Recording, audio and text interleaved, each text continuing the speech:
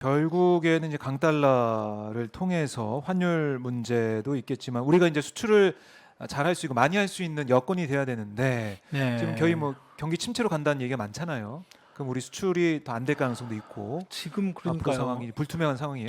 더 그 치명적인 게 지금 네, 그게 공교롭게도 네, 지난 6월 최근 한 4, 5개월 동안에 우리나라가 지금 대중국 수출 수입 대수출이 지금 크게 무역 수지가 크게 지금 마이너스로 좀 돌아섰다는 거잖아요. 네, 그동안에 그러니까 그게 그 공교롭다는 얘기는 왜 드리냐면 지금 문재인 아니 그러니까 윤석열 정부 출범 이후에 계속 그 지금 뭐 미국과 어떤 경제 동맹 뭐 여러 가지 대중국 미국과 그 중국 사이 어떤 중미 미중 어떤 그런 그 파워 게임 안에서 한국이 그동안에 문재인 정부 시절에 가졌던 그런 어떻게 보면 균형적 외교 균형 외교. 그것이 완전히 무너졌잖아요. 사실상 어떻게 보면 이번에 네, 나토 가기 전에 그 경제 수석이 중국과의 어떤 그런 어떤 경제 이런 것들을 줄여나가겠다고 대놓고 앞으로의 경제 이런 그 우리 시장은 중국이 아니다 이렇게 막 대놓고 얘기를 했잖아요. 네, 그게 음, 현실화됐는지는 모르겠으나 유독 그 이후에 대중국 수출이 엄청나게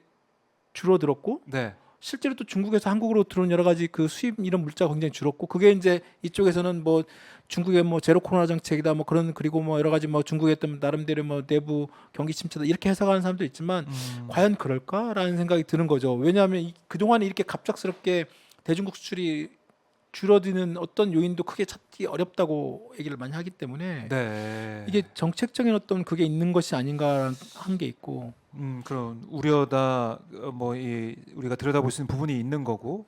그러니까 그리고 그러니까 결국에는 이제 무역도 그렇고 네 그리고 또 어려워지고 있다. 지금 그 미국에 좀 계속 강달러 얘기하고 있지만 금리를 계속 지금 올리고 있잖아요. 네, 미국에서 미국의 기준금리 인상은 이게 지금 뭐 이미 올해 초부터 계속 이제 나오기 시작했고 또 그런 그 고금리의 그 미 연방준비제도 이사였던 그런 금리 정책에 앞으로 계속 올라간다는 그 부분들은 이미 준비가 돼 있었던 것이고 네, 그 인플레이션 이 물가를 어떻게 잡을 거냐가 핵심이었기 때문에 그거는 음, 우리나라뿐만 전 세계적인 어떤 그런 인플레이션 상황에서 그러니까 이것도 이미 다 예정이 됐던 거예요. 이런 물가를 어떻게 잡을 것이냐. 그리고 그 물가 잡기 위해서는 금리가 올라갈 수밖에 없다라는 것이었고 네, 그 미국이 유독 자신들이 어떤 그런 그 경기 침체를 우려가 있음에도 불구하고 무조건 물가를 2% 잡겠다고 그 연방 그 준비제도 이사 의장이 대놓고 지금 얘기를 하면서 계속 네, 그 금리를 올리고 있잖아요.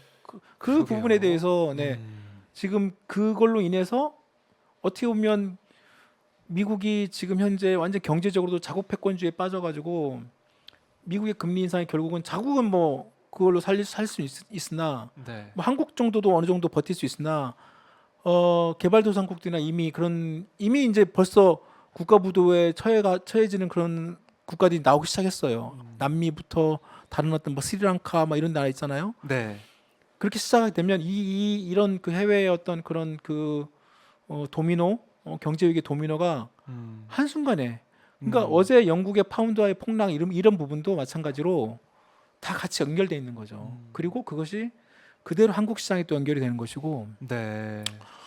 어, 어려운 상황인데 음, 이제 환율 얘기를 뭐 제일 우리가 좀 많이 해볼 수밖에 없는 게 이게 기준금리가 올라가면 환율 차도 네, 강달러 때문에 환율이 오를 수밖에 없는 상황인데 이게 2018년 뭐 기사나 이런 걸 좀 찾아보면 음, 그때 뭐 환율 1130원 위협 뭐 이런 제목에다가 1135 자본 유협이죠. 유출 인플레 도화선이다. 뭐 그럼요. 달러 원달러가 1,200원 넘어 급등하면 자본 유출 가능성이 있다. 뭐 이런 얘기로 제목을 뽑아서 보도를 했던데 1,200원대 그런 얘기를 했던 거죠. 그렇죠. 근데 지금 지금 비교해 1,420원. 보면 네, 근데 생각보다 저희 오마이 TV에 네, 찐경제나 이런 데서는 좀 많이 우려 섞인 전망이나 이런 걸 내놓고 있지만 현재 저 정부 입장이나 아니면 주류 언론 이른바 이런 데서 좀 놓고 보면 글쎄요 위기감이 좀 별로 안 느껴지는 것 같아요.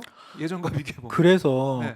그때 제일 중요한 게 이번에 지금 윤석열 대통령의 뭐 미국 순방에 지금 뭐 지금 음. 논란 중에 핵심도 저는 뭐 그 뭐 막말 뭐 욕 네. 비속어 욕설 뭐 그것도 뭐 EXX 그것도 그렇지만 날리면 중요한 거는 그 다음에 해명 과정의 거짓말이 더 중요한 것 같아요. 네.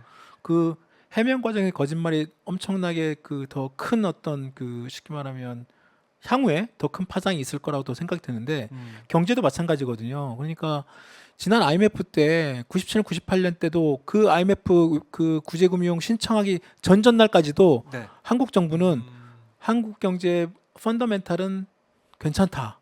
네. 아직은 우리가 버틸만하다. 그리고 언론들도 거기에 대해서 아무런 또한 문제 제기를 안 했었어요. 전날까지도. 예. 그리고 그 다음 날 갑자기 예. 그 임창열 경제부총리가 갑자기 나타납니다. 갑자기 그 다음 날 그 기자회견 한다고 아, 갑자기 뭐 날려요 기자들한테 기자회견 준비한다고. 그때 기자하셨나요, 아니면?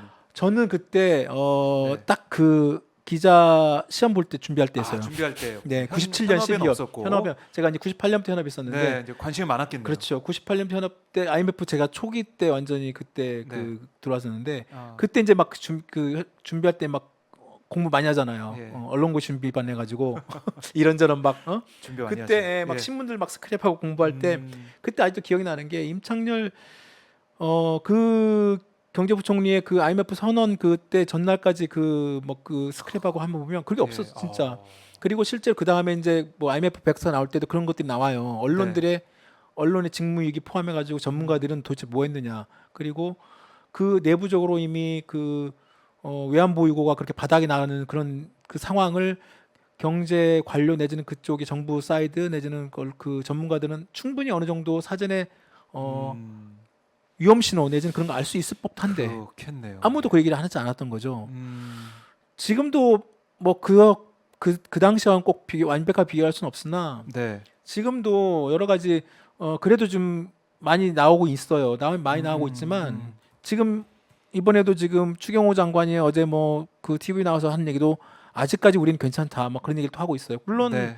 경제는 괜찮아야겠죠. 그렇죠. 그리고 경제는 또 심리다 보니까 너무 예. 막 불안 심리를 또 막 뭐 자극하고 또 뭐 불안 뭐 이걸 막 확대 재생산하고 뭐 그렇게 할 필요는 없지만 네. 중요한 것은 정확한 팩트를 정확한 사실관계를 알려줄 의무가 있는 거죠. 국민들에게.